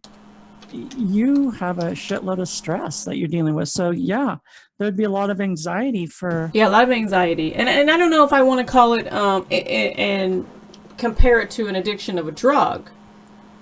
I can say that my lifestyle has formed an addiction to social media. But in regards to social media, who doesn't have that form of addiction? You could call it a mild addiction if you want to put a category on it. But then do you classify it as an addiction, or is it the fear of missing out or FOMO? It's not FOMO for me. It's beyond that. Yeah, because like for that's me, how personally. I was on Facebook, and like it got to the point where like I was in an extremely toxic environment where I was completely miserable. I disconnected. I deactivated my Facebook because I had to. Like I was absolutely like a miserable person. I got to the point where I was like, I can't do this anymore. And I went ghost, and like people thought I died because Yeah. like that was the only way that they could contact me. Because a lot of people like don't exchange phone numbers out here for whatever reason. Like when you're in the military community, it's like, oh, I'll just add you on Facebook. Like, and people just like, they legit, like people started showing up to my house. Like, we thought you died because your Facebook was deactivated. Flowfire, your code is in the Discord DM. I'm actually going to change this up and put it in Discord DM. For those who are winning a code from us, you're going to have to be a Discord member as well to get your code. Just because Twitch mailbox has become very confusing for some people. If you're not following the channel or if you're not following the streamer, a lot of times it's difficult to get your mail. It's hidden back there and it's causing a lot of confusion. So go into your Discord. It's in there. I see you, man. But thank you so much, Red. I want to hear from Pixie. So I would classify myself as a video game addict, as an addict to technology. I don't think that everyone is. I think that there are a lot of people who don't have some of the issues I do. I lost a significant portion of my life a couple years ago by doing nothing but being on the computer 24 hours a day, 7 days a week. And I mean, when I say that, I mean that not as a joke. I would stream 48, 72 hours, not sleep, not eat. When I play video games, I forget to drink. I forget to eat. I become overly absorbed. It's a problem, and I can admit that. Is it affecting my life negatively? In some ways, absolutely. In other ways, it's positive because all of my friends are online. So it's a catch-22. And the problem is you can't even think about it in terms of just technology. You have to think about what about the technology makes it addictive. So when you look at video games in particular, you're given these small wins as you're playing. And these small wins over time stack up and they become bigger and bigger and bigger. And it's just like gambling. I mean, that's part of what makes gambling so addictive. And if you look at MMORPGs, there's no end to all of this stuff. There's no end. And there are also studies that prove that when you're playing video games on the computer, you have 2 times the level of dopamine in your system that anyone else does because it just makes you happy. I mean, that's what dopamine is responsible for. It's responsible for like the, oh, I'm happy feeling. And so it indicates that like video gaming is addictive for multiple reasons. And when you look at technology, a lot of technology is the same as playing a video game. You're given these small wins. Facebook. I am not a Facebook user. I have no desire to use Facebook, but I know about Facebook. And you post something and somebody likes it. And guess what? That makes you happy. And you get this little win, and those things stack up over time.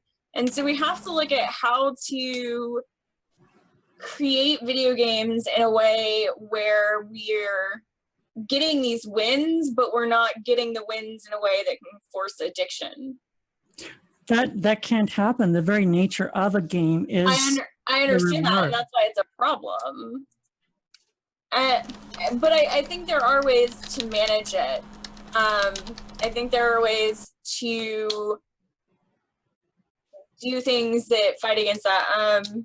I would love to have a video game that was like, hey, have you gotten anything to drink lately?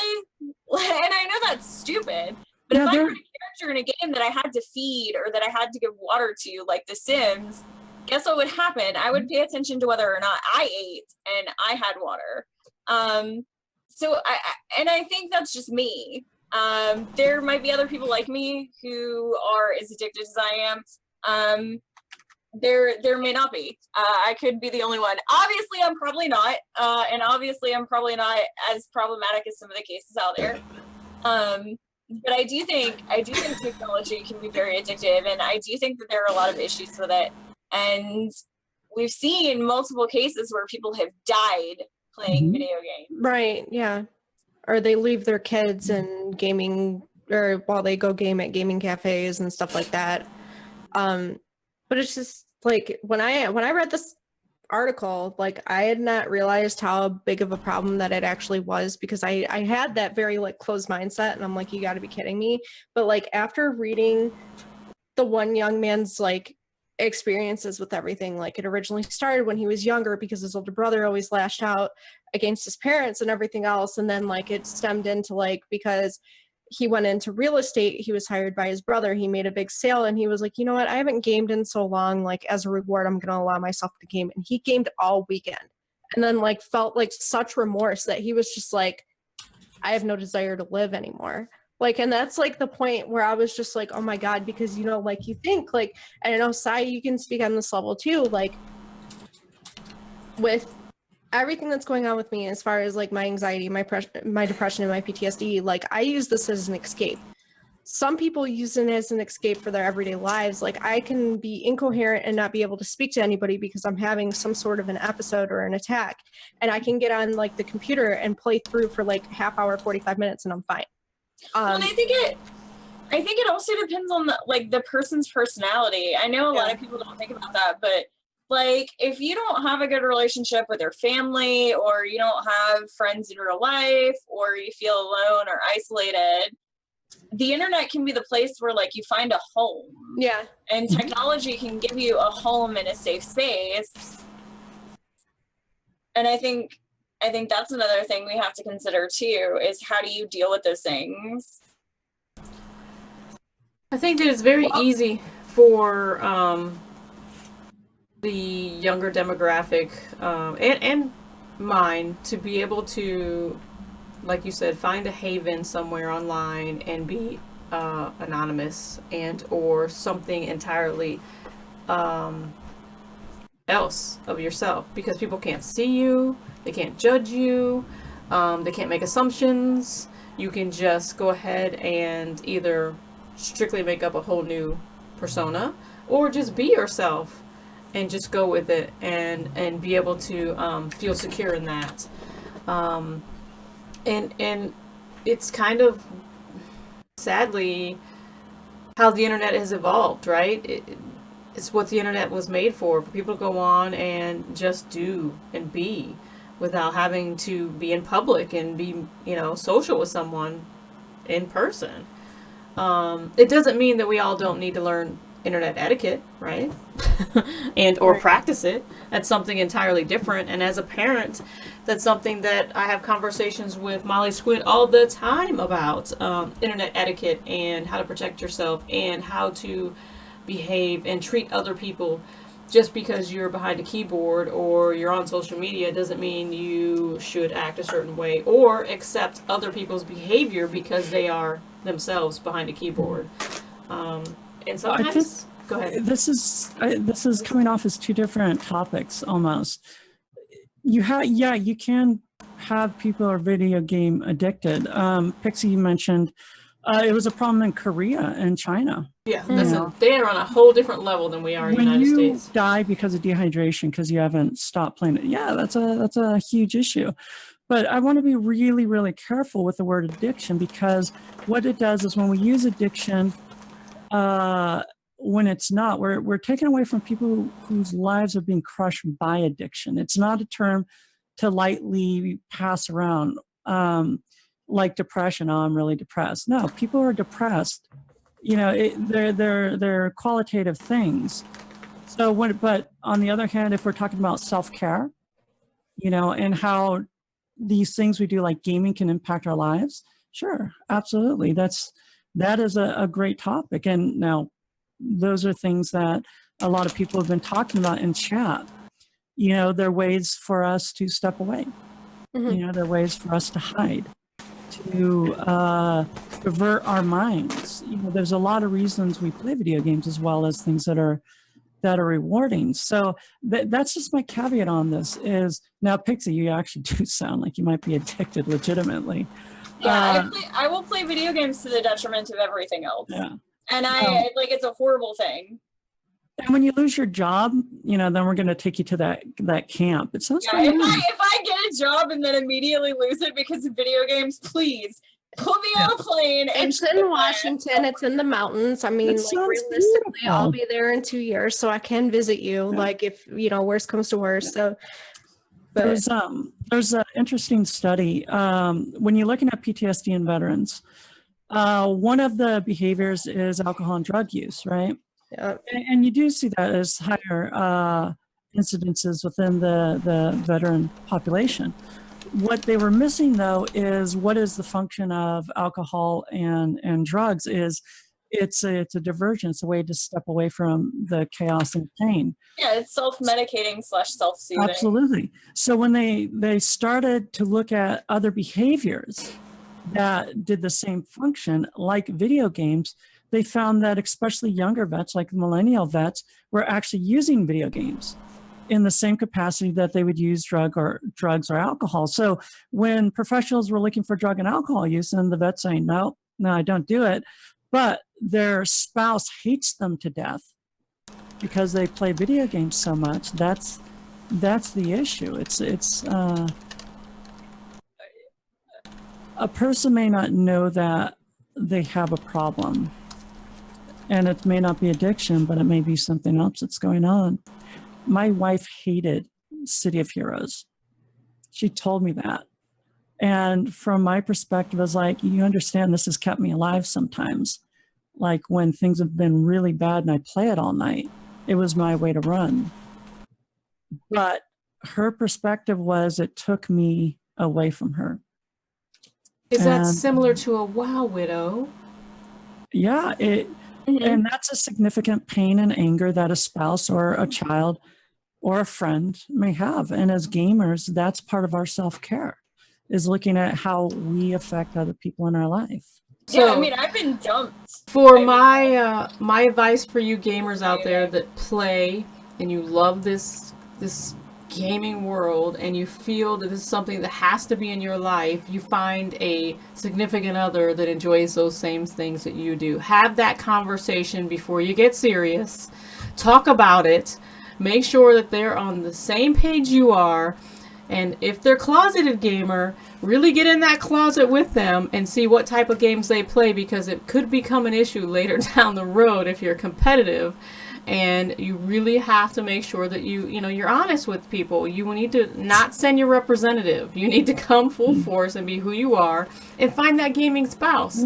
And therefore, you won't have some of these issues that some people have by getting divorced over a video game, or having the significant other feel left out, or feel like that you're being taken away and you're not paying attention to them, or you're not parenting when it comes time to, after you're married for 5 or 6 years and you have kids and you're still playing video games. It becomes a secondary issue. So really talk about it, guys. And this is real talk from me to you. Find that gaming spouse, because it makes a big difference in your life. Though I remember I had a couple come in for therapy, and they were gamers. And what was so sad is they game next to each other, but it's like they were roommates. They were playing the same game and that was their interest, but everything else just fell away. It was really sad. It can be a little nefarious when your honey is like, look, I'll have sex, just let me finish this dungeon. Yeah. And it's like Never 4 happened. hours later, there's a problem. Right. And it's I'm probably because asleep. you're a shitty lover. Let's face it. That's a It's just whole like- nother topic. It's interesting to me to Beth, like why you see talk about our business like that?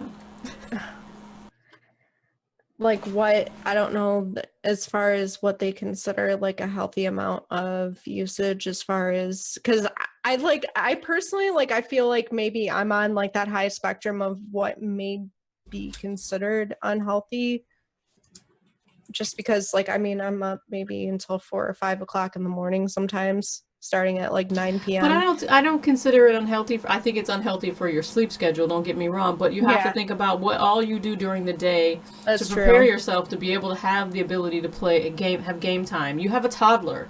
So most of your day is taken up by raising a child and doing whatever else it is you have to do during the day so that you have that game time. You know what I mean? That's called being responsible and making sure that you're taking care of your needs as an adult, right? You want to game, you love gaming. Whereas like my stream schedule is what it is because I know if I don't get off, I'm not going to eat and I'm not going to sleep that night because I'll be up way too late.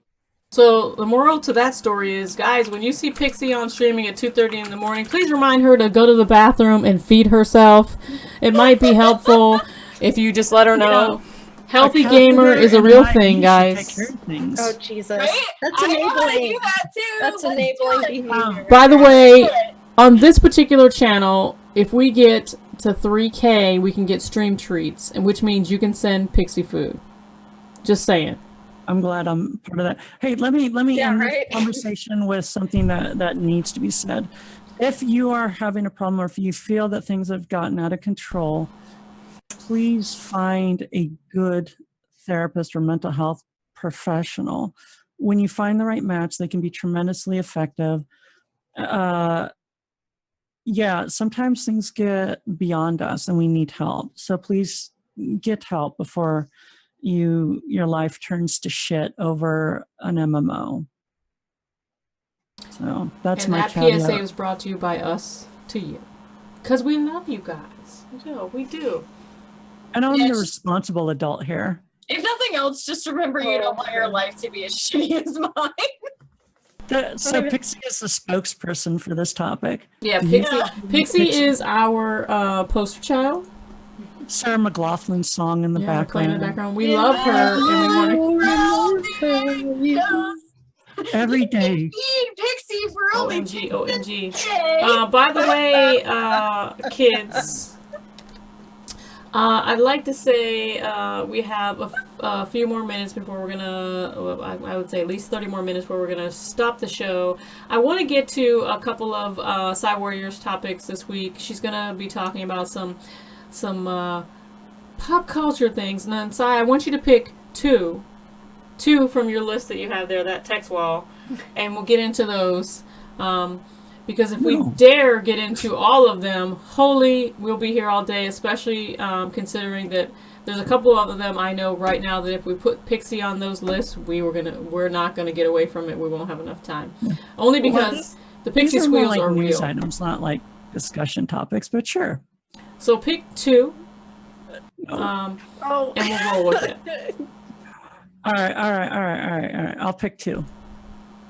All right. So there's a lot of I like superheroes and comics and all that. Harley Quinn forever. Okay, so this today premiered Luke Cage on Netflix, the third of the Marvel Defenders. And it's gotten great reviews so far. I can't wait to binge watch it. And it's part of their program. So the Daredevil got a new season. Jessica Jones has a new season. Iron Fist will be coming out in March or April of 2015. And it looks like the Punisher will also have his show. And then what they'll do is be doing crossovers for the Defenders. So if you have a Netflix account, check out Luke Cage, because in competition with Netflix is the CW network this week, or first week of October, is the premieres for their 4 big superhero shows: Flash, Arrow, Legends of Tomorrow, and Supergirl, which was on ABC, I believe, last year. Let me just interrupt real quick. If you have been around for a while for Lort Nation, you know that we are very heavily integrated with BGN, Black Girl Nerds. They are live tweeting all 4 of the Luke Cage episodes tonight. So you could go to BGN and live tweet with them over on their Twitter. And if you didn't know, BGN has had very huge success with live tweeting in the aspect of tweeting these types of shows. They've got Oprah on their radar, and most of the major players in these TV shows, the actors, are live tweeting with them.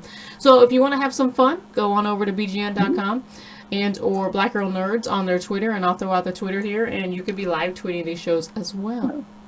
Well, and it's a huge issue for one is diversity and representation in comics and on TV.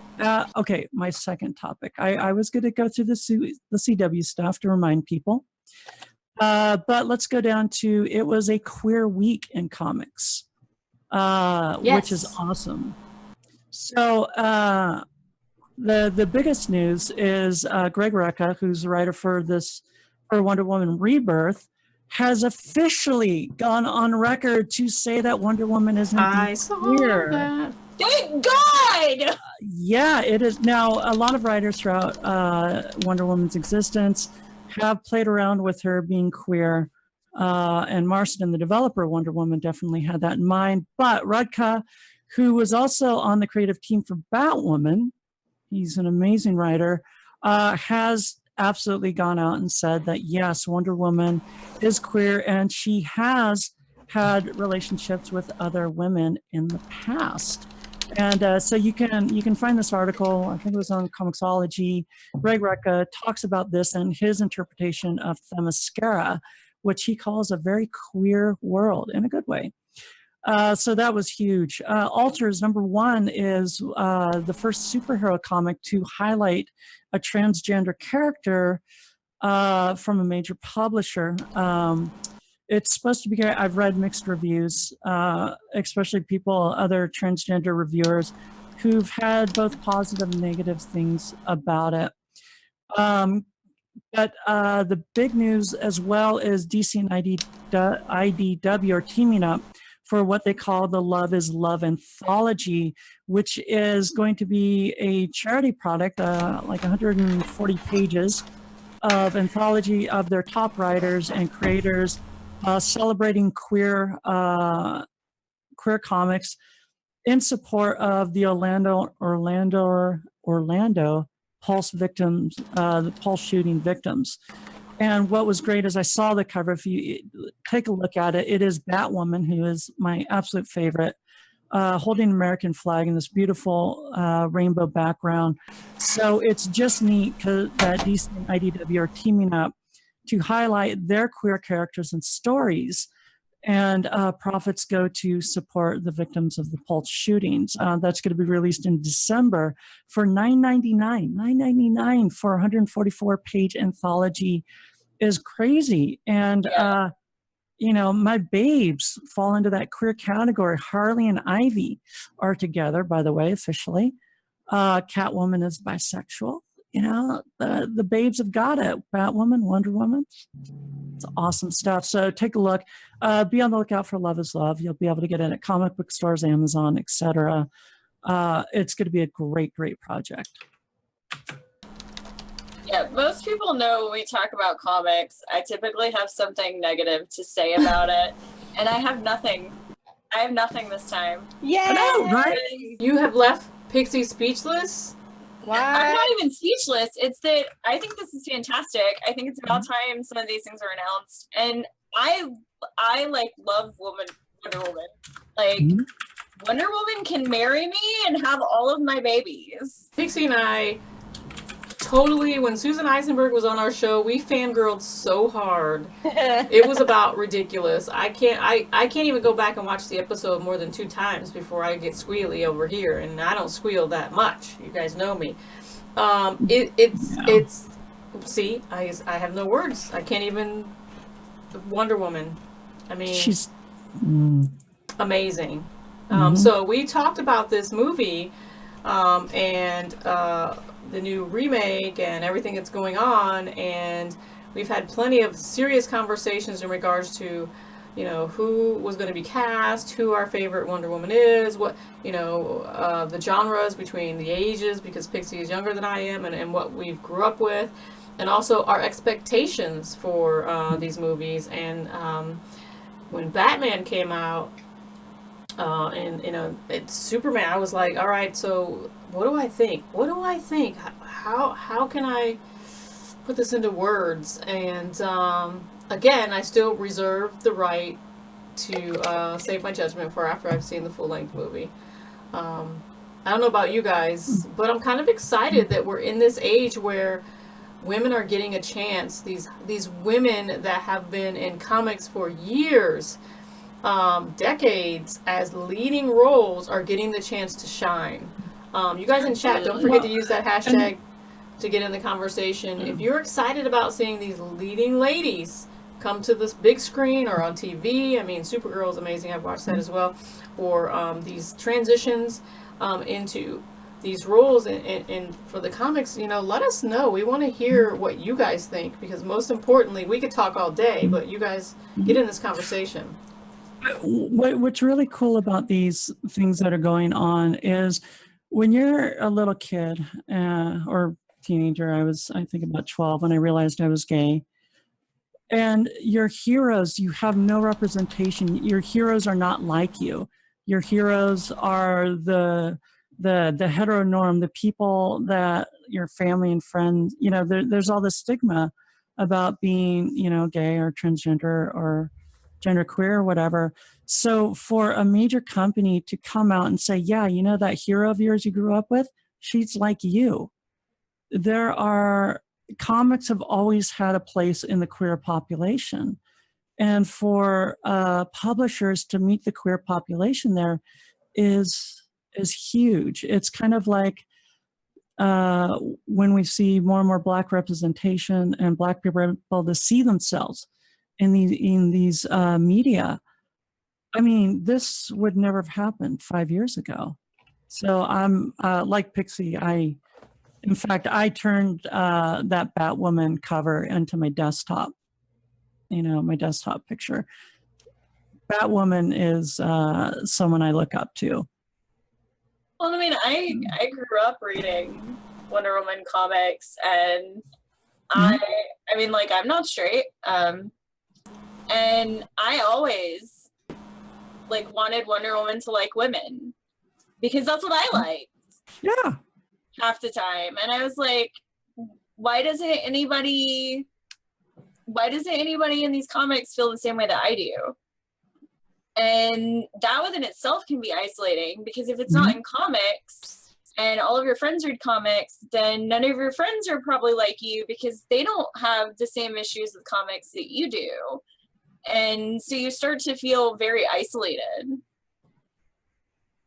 Guys, that's a great segue into why we're sitting here every single week doing this show and engaging with this audience, because we want to give these younger kids the ability to feel engaged, inspired, to create.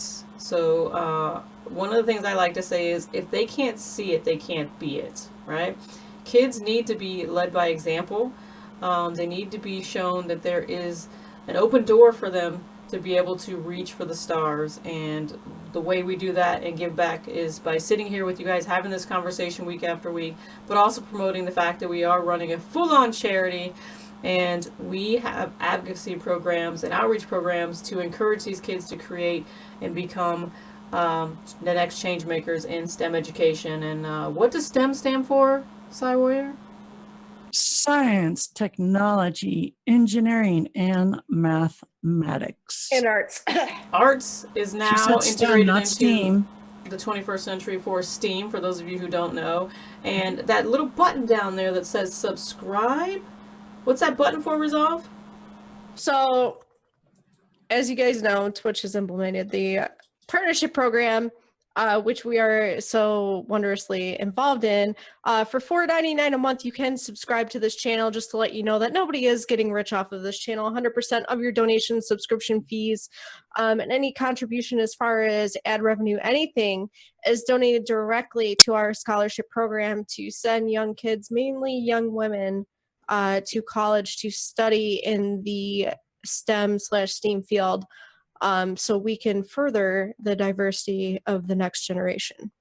Not only do the sub button help with the STEM program, but it also helps with our cost to get us to conventions to be able to do our outreach program. So when we go into a convention like E3 or TwitchCon, we come in and we particularly talk to the businesses and the people that can help make these types of changes to be able to inspire young kids.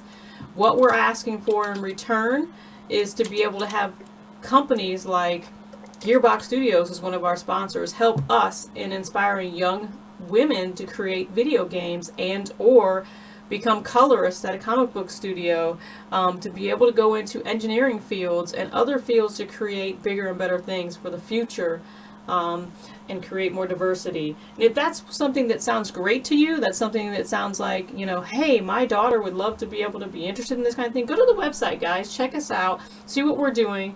And the best way to be able to support us is to share. If you can't afford that sub, just tweet us out, share what we're doing, and inspire others to come watch the show every Friday. We have guests almost every week that are advocates in what we're doing, and also entertainment media. Who knows? You might see somebody that you saw on one of those TV shows Cywarrior was talking about. I also want to take the time to talk about our new advisory board member. I'm gonna let Cywarrior do that, actually.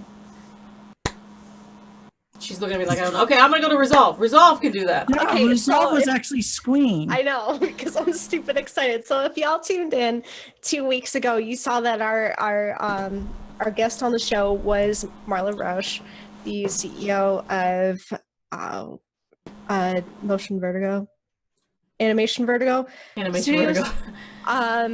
I knew it had something to do with Vertigo because that's what I'm getting right now. But so she has graciously accepted our offer to be on our advisory board, which is incredible. If you don't know who she is, she's actually a game changer in the mocap industry. So all of the games that you see, a lot of the AAA titles, including Until Dawn, she worked on the motion capture for that with her studio, as well as some of the Call of Duty games, etc., etc.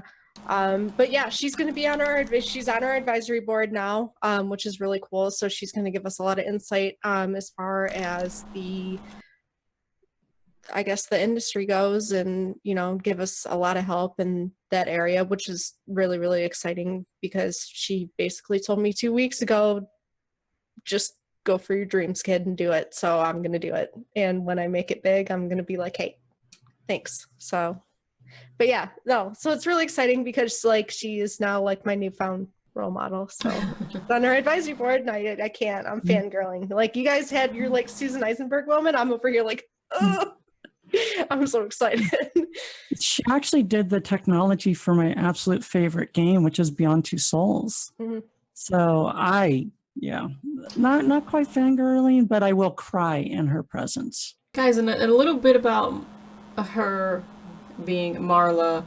She decided to break away from a very lucrative job, making a lot of money to create said studio, because she saw a need in the industry where there were no women doing mocap, right? There were a bunch of dudes, no offense to you dudes, but there was a bunch of dudes out there doing mocap and doing it in the video game industry and in movie industry, and there was maybe all of 5 across the whole world, not just the United States. There's not a lot of women doing this, let alone women CEOs. And she said, you know what? This is something that interests me. It's something that I could do. I'm going to do it. And she jumped off a bridge, and look at her now. She's in the top 5 studios in the world for mocap, and has done a lot of major motion pictures and video games. And it all started with her having a dream, having a goal, and she's looking at helping us to help younger generation and inspire some other girls to do the exact same thing, including our little Resolve here. So Marla, if you're listening to the sound of my voice and or watching this show back later, we are excited. We cannot wait to work with you. And we are, I can't even say how thankful we are to have you on our board, and appreciate you. So guys, if you would go to Marla's Twitter, we'll throw it up here in the chat, and give her some Lord love, show her some support, and welcome her to our advisory board. We do have a tweet out there to retweet if you haven't seen it. Go do the thing. With the stuff. And just know that her account is blocked. Yeah, she's got a protected account. She's got a protected account, but you can still follow and tweet her. You can't DM her, but you can follow and you can tweet her. So, give her some love. Do that hashtag Lort support. All right, that brings us to the end of the show. And don't worry, we are not going to be gone long. We're going to take a short break, and then we're going to have What? Pixie? What are we doing? We're gonna be playing Paladin. Yeah, we're gonna be playing some Paladins. We're gonna get the girls It'll together. be my first time, so feel free to watch and laugh at this suckage. We're gonna have a little bit of a... This is what happens when I play Smite. I also suck really bad. That is a great Pixie impression right there. Oh my god. We are going to be able to do have a little bit of a After Dark Ladies Night. We're going to play some Paladins. If you haven't played that game or you're looking to play the game, well, guess what? You can play it with us. So, stay tuned. We'll be back. Give us about, what, 20 minutes to get set up and we'll be back. Resolve, run a commercial before we cut out. Guys, thanks for turning off your ad blocker, by the way. Holly Ann's in the chat! OMG! Guys! I'm not running an ad because, oh my god! Hey, Holly. Because, oh my god! Wait! Holly's like, wait! Wait, I'm not running an ad because she's telling me to wait. Holly! Holly! Oh! Holly, When you're please. having so much fun at TwitchCon. We miss you. Wait 1 minute. Wait 1 minute. She has a surprise? Oh my god. What's a surprise? What's a surprise? Shriv loves a surprise. Surprise. Shriv loves a surprise. What is it? What is it? Cry on screen. Don't do that, please. Oh my god, oh my gosh, oh my gosh. We're waiting. Stop it. I have anxiety. You can't do this. Don't leave me hanging. Alright, come on. Oh. There's some girl holding me hostage on the interweb. There's some girl holding me hostage on the interweb. Vegatas 4, thank you so much for that follow. Welcome to the nation. That is the Lord Nation. We appreciate you. That was Sexy hilarious. Batman. Oh, yeah. Sexy Batman, yeah, buddy. We gotta get sexy Batgirl. Wait, Coming? coming where? Oh, that's what. She said. Thank you.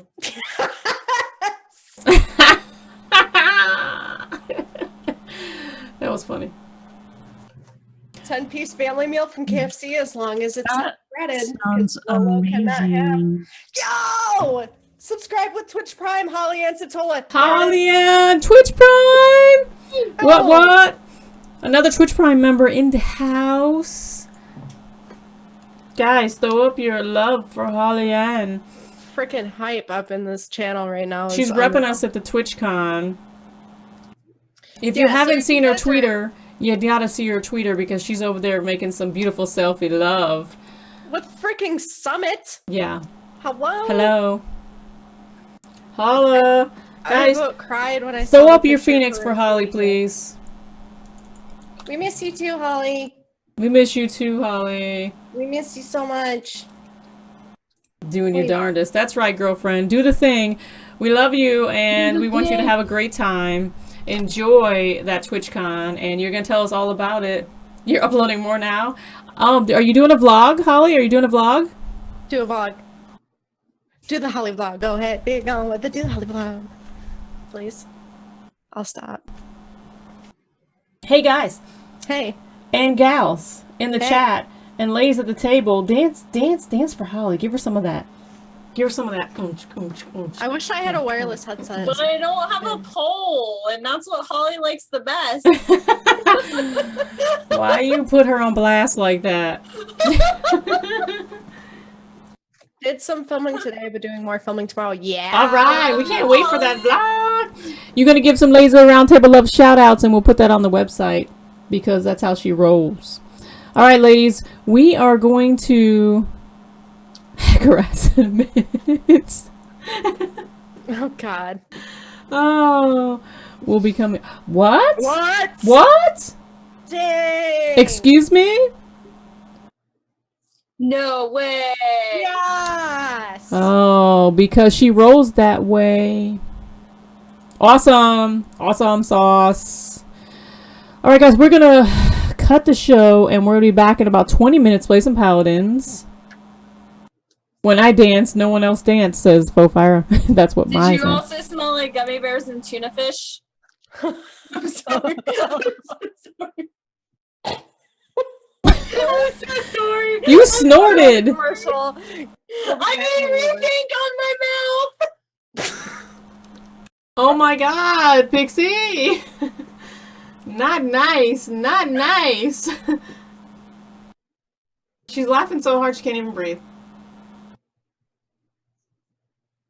Alright, so we're gonna cut the show and then we are going to be back in 30 minutes after Pixie's segue there. Sorry. We'll see you guys in a few. Holly, thank you so much for stopping in and love you much.